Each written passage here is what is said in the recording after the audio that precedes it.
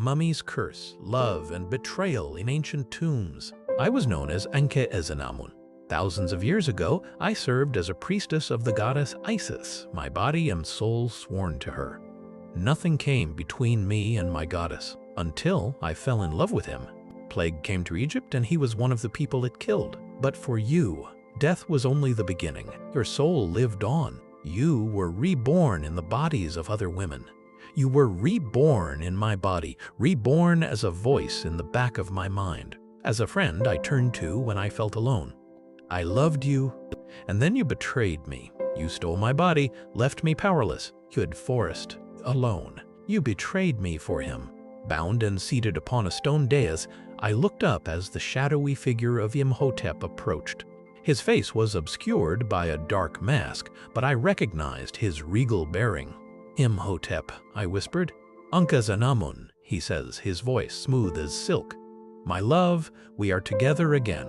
It was only death that separated us. I reach out to touch his face, a soft smile gracing my lips. And death is such a small thing. We embraced, sharing a kiss that felt like reuniting with a lost piece of myself. We cannot be together yet, Imhotep said, pulling away. There is one more thing that must be done. This is your body, your original body, from when we first loved each other, he said, gesturing to the mummified remains. But your soul is in the body of another, this modern girl, Helen. I have hidden Helen away. She is no threat. I clutched his arm, a chill running down my spine. It is not enough. The girl's soul must be cast out from your body. What do you mean? Imhotep's gaze hardened as he grips my arm. I tried to bring you back after your first death, but I failed. I will not fail again. This body will die, and I will use the scroll of Thoth to bring you back to life as I was brought back. No, you cannot mean that, I cry, brandishing the dagger. My love, it is as you said. Death is such a small thing, Imhotep replies.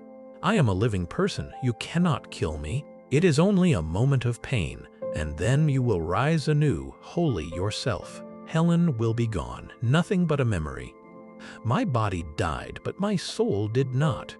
I lived thousands of lives while you rotted in the ground. Helen is one of those lives. I watched her grow up, become the woman she is now. She deserves to find her own love, not be murdered so I can be with you. If you love me, let me go. Imhotep's eyes blaze with a terrifying intensity. No man has ever suffered as I did for you. You cannot reject me. What happened to you? I ask in horror, recoiling from the sight of his decaying form. For thousands of years I have been trapped in this body, cursed by the gods. I did this for my love of you, Imhotep replies, his eyes filled with pain. The price was too high. I scream at him. How dare you tell me my sacrifice was too much? And how dare you refuse to make the same sacrifice for me? I did not ask you to trap your soul in a walking corpse. Let me go. I scream, wrenching myself from his grasp. Imhotep, you cannot do this. I lunge towards him, but he grabs me, forcing me onto the stone dais. This isn't love. This is murder. I choke out as he raises the dagger above me. Ellen, I'm sorry. I gasped, bound in tight bandages, the musty scent filling my nostrils. I must get out. I must. Let me out. Helen's spirit rises from her body, struggling against unseen forces. As she floats away, the spectral form sees three men run to her aid. Let her go, monster. Imhotep, undeterred, raises his dagger, chanting, "Death is but a doorway to new life. We live today, we shall live again." The mummified figures burst to life, shrieking and clawing. There's a hallway behind the statue of Anubis. Helen's spirit calls out, pointing. "Woman, are you here? You can't see you." Looking around, the priestess struggles to her feet and heeds Helen's spectral advice. "Follow my voice. Run." I followed her direction, sprinting away from the dais. There's a room at the end of this hallway. We can hide there. The mummies advance, chasing the three men behind me. Left. Helen directs. Imhotep watches us flee, his face a mask of grim determination. Ankhesenamun, I will not lose you a second time. We turned into a chamber, and I gasped. Standing before me was Imhotep in his mummified form, with a dagger in his hand. "Let worry, get up. Quim ancro me it," Helen cried out, but I laid on the ground paralyzed with fear.